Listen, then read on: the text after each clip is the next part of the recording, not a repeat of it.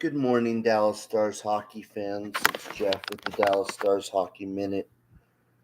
Yeah, my title today is very true. Forgive me if this turns into a therapy session slash processing the Western Conference final.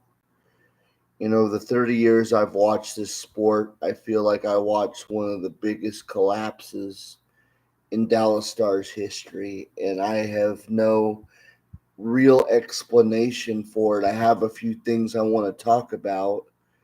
I think Pete DeBoer did a really terrible thing by taking Otter out in that game.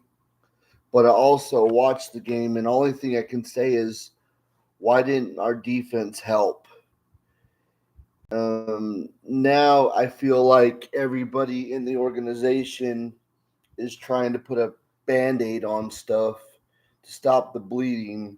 I mean, there's all these trade rumors and stuff, and I'm concerned that because we want success, we're not gonna stick to the fact that we've done a great job of building a team and building I believe a program that could work and sustain for a long time. The thing is, consistently making the conference final is still no joke. I understand we want to get past that. That is very much the thing that all of us want as Dallas Stars fans. But I'm very concerned. There's a rumor now about Aaron Ekblat from Florida that they want to trade for him, um, I think it would be a great fit. But here's the thing. Everyone's putting Jason Robertson under the bus right now. And quite frankly, I'm sorry, it's kind of pissing me off. And I'll tell you why. I never played the sport. I couldn't skate for crap, but I've watched enough hockey and understood enough to know that a defenseman like Miro Heiskanen can get up to speed faster after injury than a forward can. And let me explain why what I know about the sport, because this is just a guy that loves the sport, watches tape, listens to podcasts, gets knowledge from other places. But from what I gather for a forward, the chemistry of being able to pass the puck and score goals and do all the things that they do, you got to get up to game speed. And I still think that it was a horrible idea in that last game against Nashville to put Robertson in. That's when he got hurt. You were the second in the division. I know everyone was trying to get those last few points to be the top team or whatever, but at that point we knew that we weren't going to be the top in the Western Conference. It's okay to take guys out and rest them. I just think there was a lot of things done before that series happened that were mismanaged. I know we can't go back and fix that. It could be a he said, she said. There could be tons of conjecture here, but I just hope that because of the fact that we haven't made it past the last 3 years, and this year was even worse though, because to me this was one of the worst collapses we ever had. I mean, losing in 5 games if they were close and stuff. Hockey's so different, and we all know this. I mean, if you're putting pucks to the net and things just weren't going in, which there was a little bit of that going on, but I just felt like we didn't play good enough defense. And I know they have incredible talent on Edmonton, but I still feel like we have fast enough guys to just to even annoy a guy like McDavid a little bit and Draisaitl a little bit. And I still think that slash by Nurse was horrible. And there's all these people out there thinking, oh, that was a flop by Hintz. Well, you know what? Even just a little jerk of the wrist, those guys are so strong that what looks like not a big deal to us had to be, because they said he broke his foot and he still played. That's what these guys do. Half the time they're playing on one leg trying to get to the next round. Jake Ottinger is a great goaltender.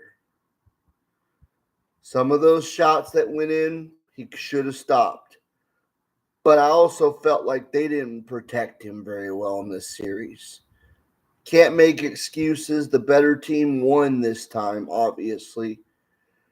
But it crushes my soul because I know that we're better than this. And I get it. The owner's mad. He wants to fix all these problems. I know the Jason Robertson rumors of trading him away is out there. I know that Mikko Rantanen is going to make this team better. You know, he came in, got us through the playoffs. Can you imagine a full season with Mikko Rantanen in that locker room? I know this is a lot to process, but it's taken me some time to be able to get a chance to process this information. So here's my thing. A healthy Roope Hintz, a healthy, locker room. Tyler Seguin, I'm sorry, maybe it's finally time. I think his contract's almost up.